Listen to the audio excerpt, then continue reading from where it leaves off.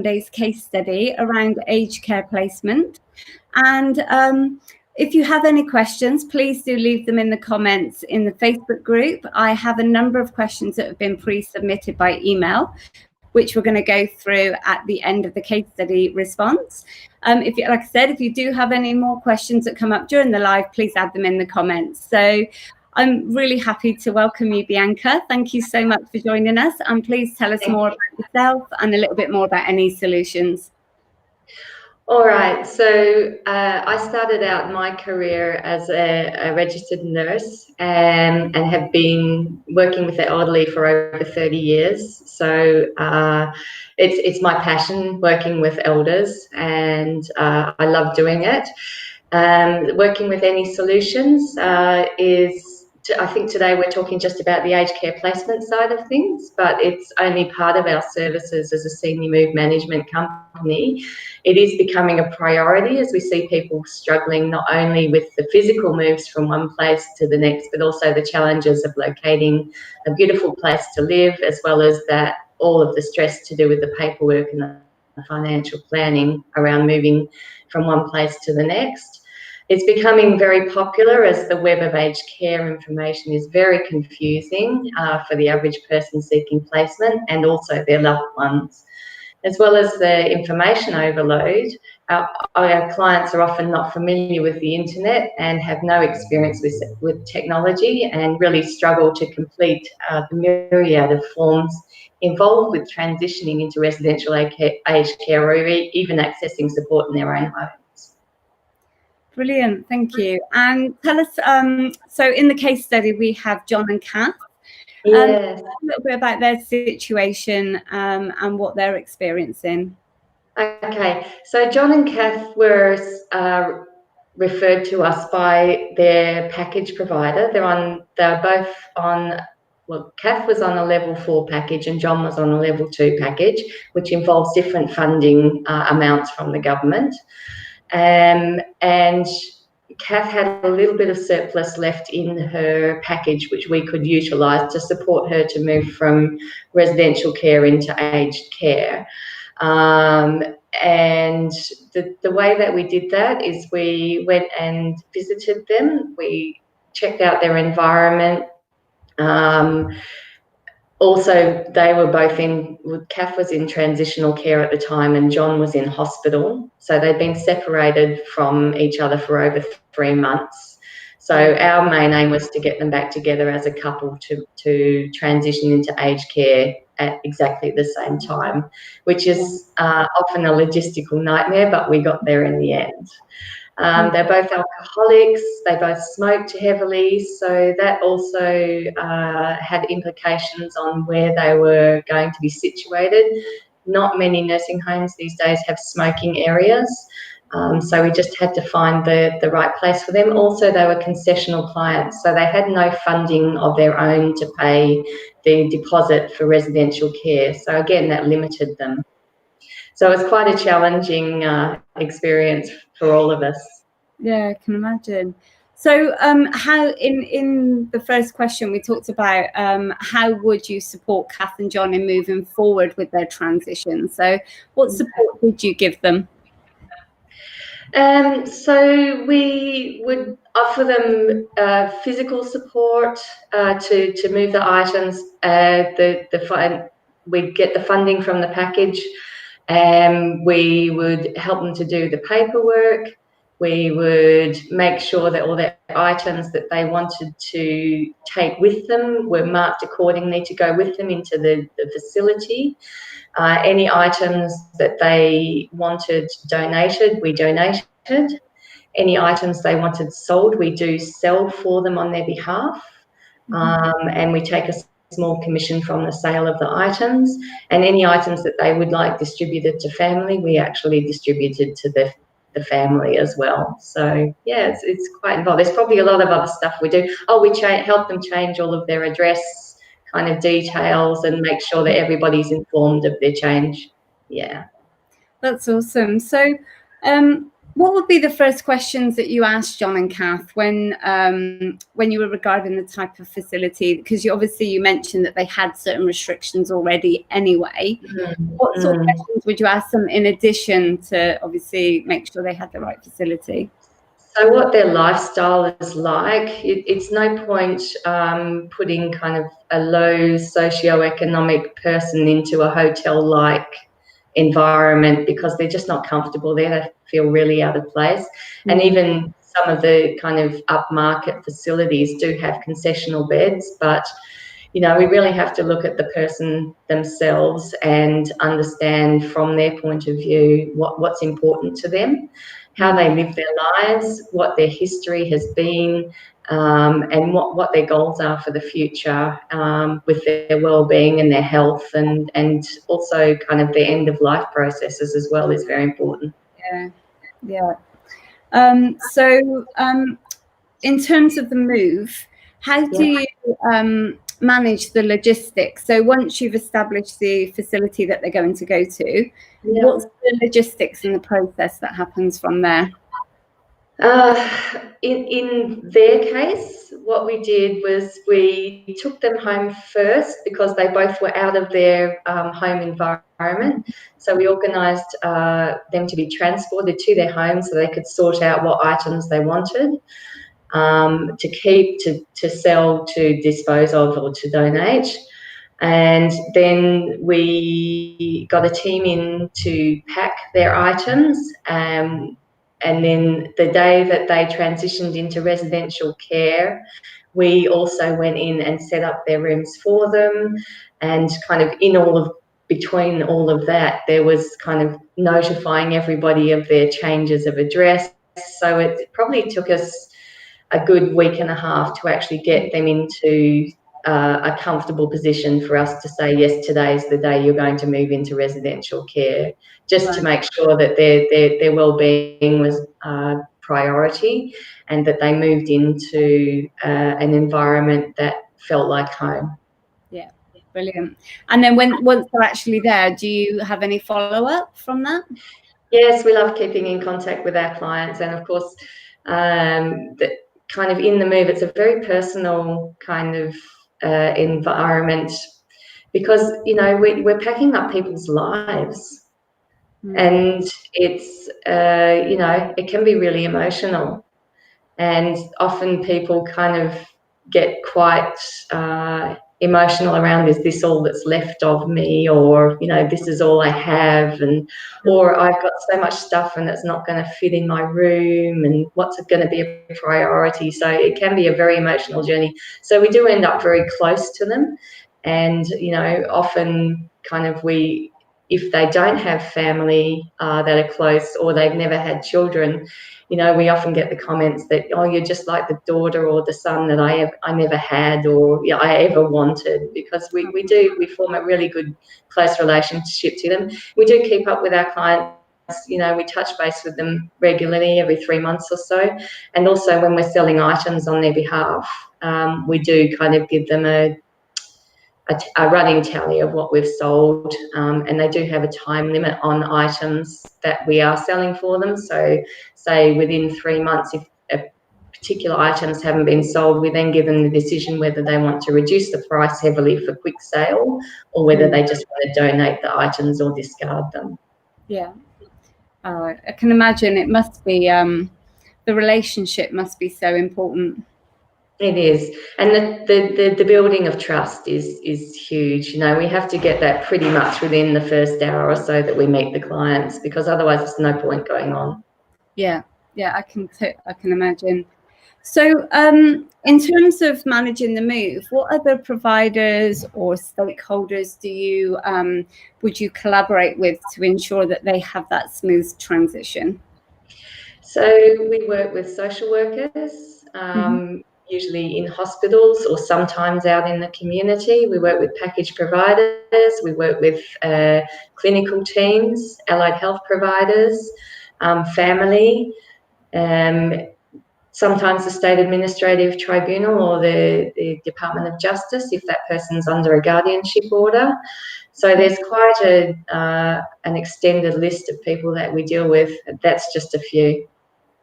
Excellent. So it's quite a big team then, quite a big multidisciplinary team that you work with. Very multidisciplinary, and often we're bouncing off one another the whole time, as you know, as we need and desire. And sometimes we even bring our financial people in as well, just to support the people to kind of make sure they're in the right place financially as well. Centrelink's a lot. We deal with Centrelink a lot on behalf of the client, so we then have to go through the process of becoming a person that can act on that person's behalf.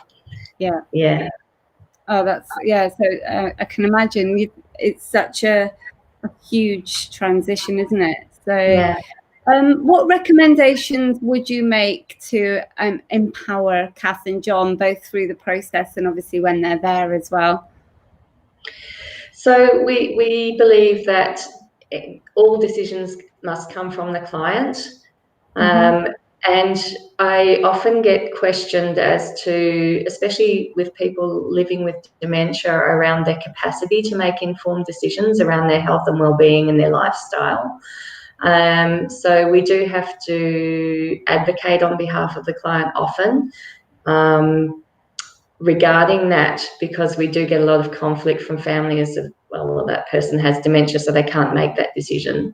And, you know, a lot of the time we're saying, well, yes, they can, because, you know, they've still got that capacity to make that decision around how they feel, even if they can't remember what they did a few moments ago. It's still a feeling, and they still have capacity to say that they would actually like things a certain way. So that's the first thing. The other thing that we do is, if needed, we do bring in advocates, especially if there's family tensions or there's disagreement between family members around what is the best for, say, mum or dad or auntie or uncle. I've just lost my train of thought. I'm sorry.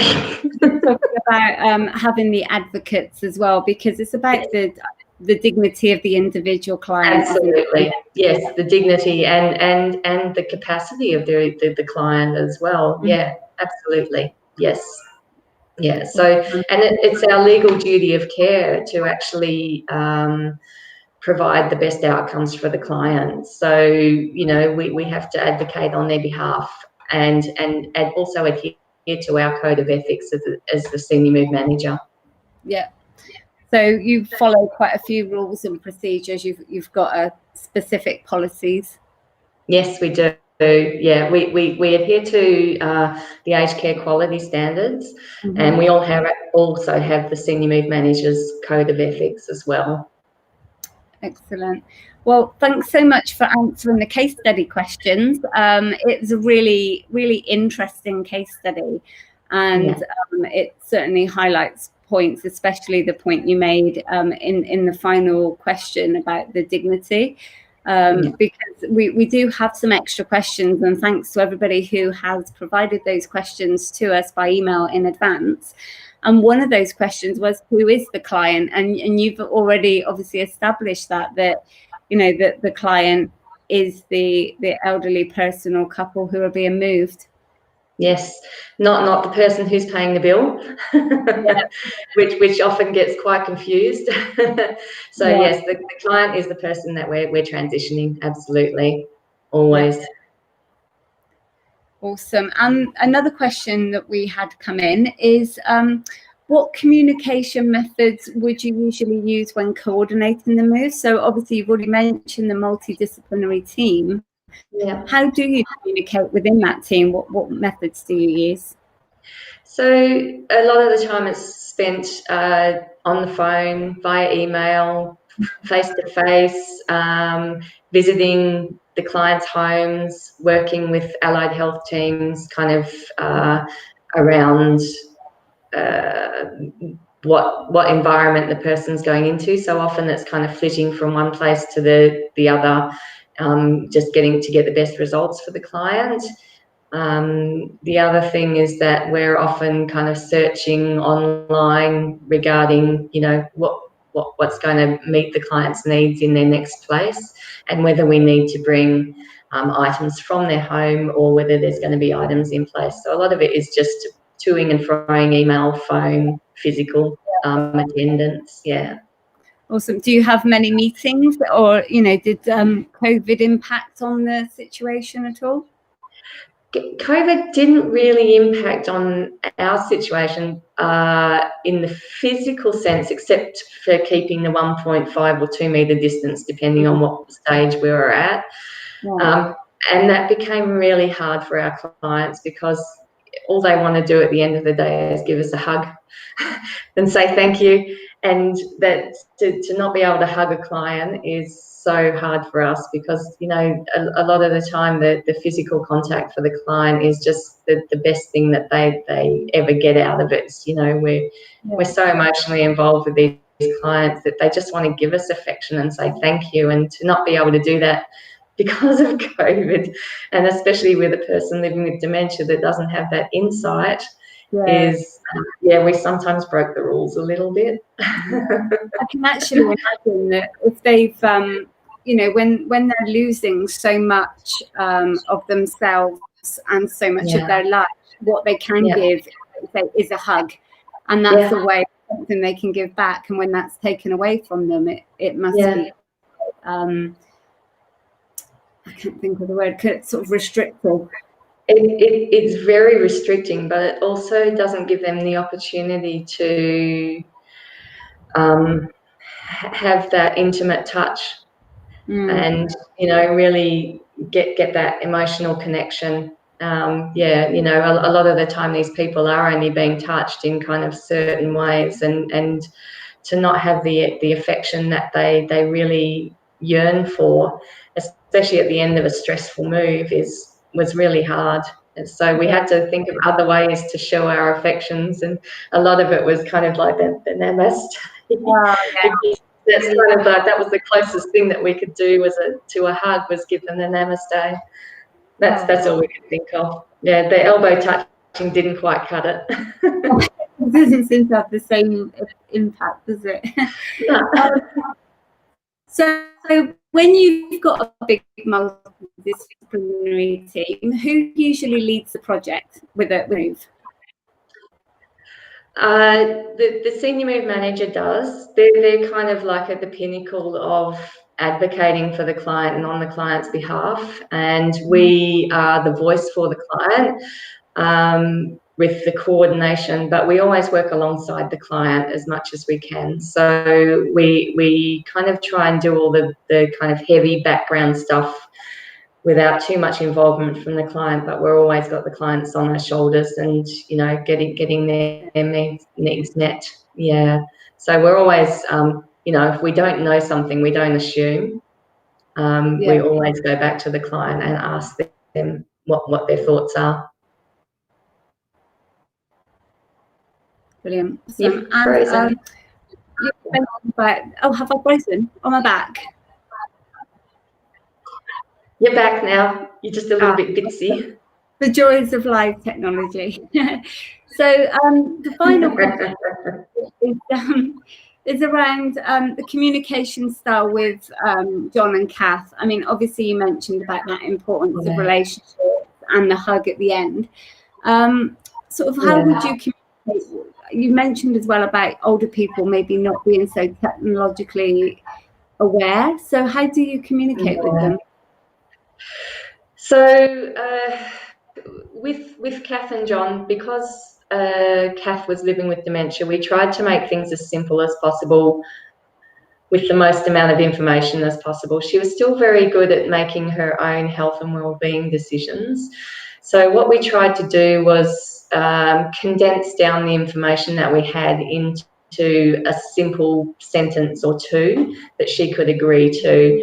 And often, it was just the way that we worded things that helped her understand. If she didn't understand one way, we'd try and find another way. Sometimes even just writing things down rather than saying them was easier for her.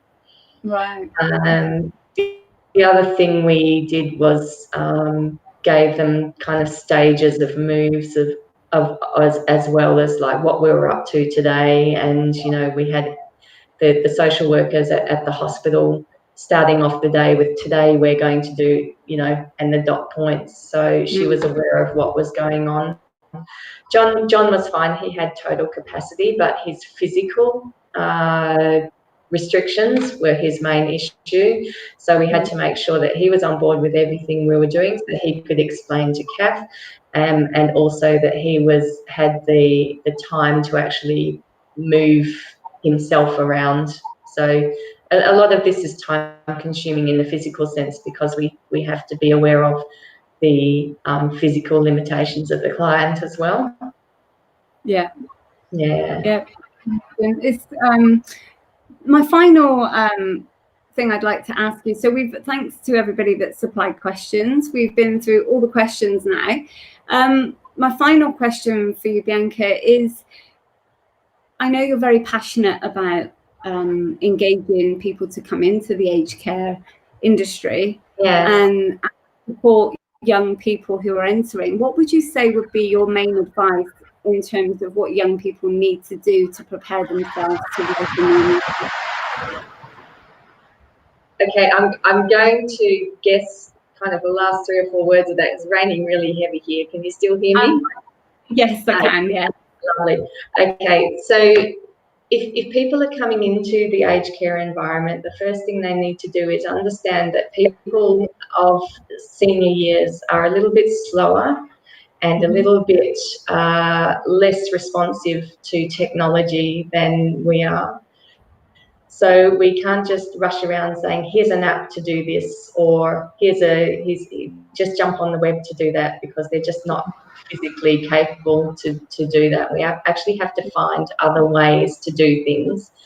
But firstly, we need to have an empathetic background. We need to understand where these people are coming from. We need to step into their shoes and just really sit with ourselves about where they're coming from, and what emotional impacts that this is having on the person that feels like they're 21 inside but can't move around, or doesn't have the quickness of mind that we have as 21-year-olds, plus a little bit more for some of us.